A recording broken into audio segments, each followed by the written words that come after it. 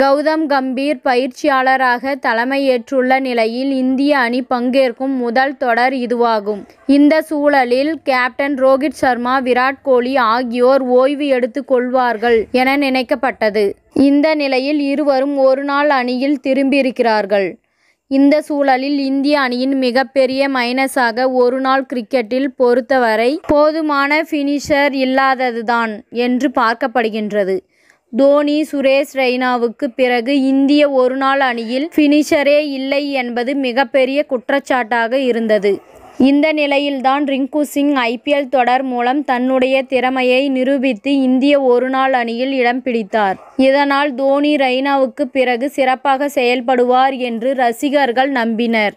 கடைசியாக இந்திய அணி விளையாடிய தென்னாப்பிரிக்காவுக்கு எதிரான 3வது ஒருநாள் போட்டியில் கூட ரிங்கு சிங் 27 பந்துகளை எதிர்கொண்டு 38 ரன்கள் சேர்த்தார். இதில் 3 பவுண்டரி, 2 சிக்சர்கள் என ஸ்ட்ரைக் ரேட் 140 என்ற அளவில் இருந்தது. 26 வயதான ரிங்கு சிங் இதுவரை 2 ஒருநாள் போட்டிகள் மட்டுமே விளையாடி 55 ரன்களை சேர்த்திருக்கிறார். T20 கிரிக்கெட்டில் இந்தியாவுக்காக 20 போட்டிகள் விளையாடி 416 ரன்களை சேர்த்திருக்கிறார். இதனால் ஒருநாள் கிரிக்கெட்டில் பினிஷர் வாய்ப்பு ரிங்கு சிங்கிற்கு வழங்கப்படும் என எதிர்பார்க்கப்பட்டது. ஆனால் தற்போது அவர் அதிரடியாக நீக்கப்பட்டிருக்கிறார். இந்த நிலையில் தோனியின் இடத்தில் வேறு யாருதான் பினிஷராக கம்பீர் சேர்க்கப் போகிறார் என்ற கேள்வி எழுந்துள்ளது.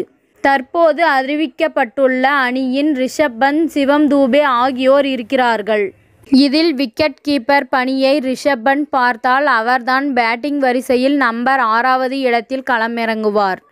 இதன் மூலம் இந்திய அணி நிர்வாகம் ரிஷப் பந்தை தான் தோனியின் இடத்தில் வைத்து பார்க்க போகிறது. இத்துடன் இந்த செய்தி முடிவடைகின்றது. நன்றி, வணக்கம். மீண்டும் அடுத்த வீடியோவில் சந்திப்போம். மேலும் இதுபோன்ற சுவாரஸ்யமான தகவல்களை அறிய தமிழ் சிறை சேனலை சப்ஸ்கிரைப் பண்ணுங்க, ஷேர் பண்ணுங்க, லைக் பண்ணுங்க மற்றும் கமெண்ட் பண்ணுங்க.